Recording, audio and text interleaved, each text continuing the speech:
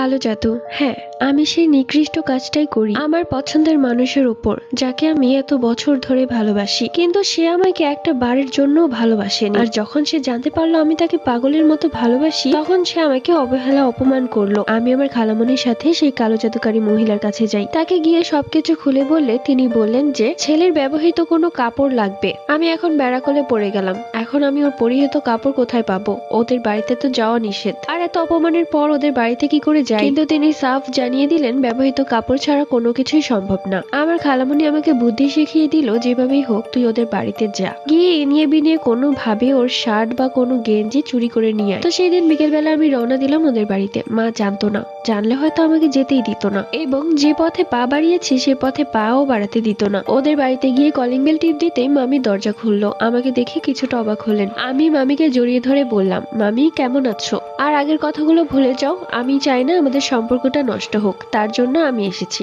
তখন মামি কিছুটা ইতস্ত বোধ করলেও খুশি হয়ে যায়। এরপর আমি সোজা চলে যাই আমার মামাতো ভাই জুবায়েদের ঘরে। পেছন থেকে মামি আমাকে বলল, কি ব্যাপার, সোফার রুমে আয়। তখন আমি বললাম যে মামি চিন্তা করো না, আমি জুবায়েদ ভাইয়ের কাছে মাফ চাইতে যাচ্ছি। গিয়ে দেখলাম জুবায়েদ ভাইয়া ঘুমিয়ে আছে। আমি আর জুবায়েদকে কোনো কিছু না বলে আস্তে আস্তে ওর আলমারির কাছে গেলাম। গিয়ে দেখি ওর অনেকগুলো গেঞ্জি রাখা আছে। সেখান থেকে একটা গেঞ্জি আমি নিয়ে নিই এবং সেই গেঞ্জিটা খুব ছোট করে ভাঁজ করে আমার কাপড়ের ভেতরে লুকিয়ে রাখি। এরপর আবার মামির কাছে যাই এবং বলি যে মামি, জুবায়েদ ভাইয়া তো ঘুমাচ্ছে, তাই তাকে ডাকলাম না। তুমি বলে দিও যে আমি তার কাছে মাফ চেয়েছি, আমি এখন যাচ্ছি। তো মামি আমাকে বললো, এখনই আসলে আর এখনই চলে যাবি?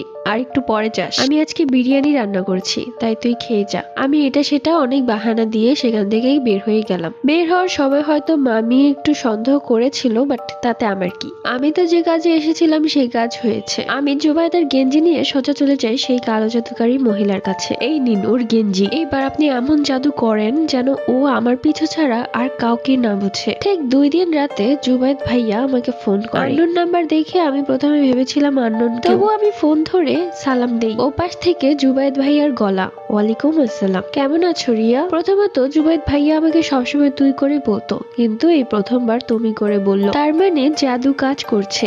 আমিও তাকে বললাম, হ্যাঁ আমি ভালো আছি, তুমি কেমন আছো জুবায়েদ ভাইয়া? তখন জুবায়েদ ভাইয়া বলল,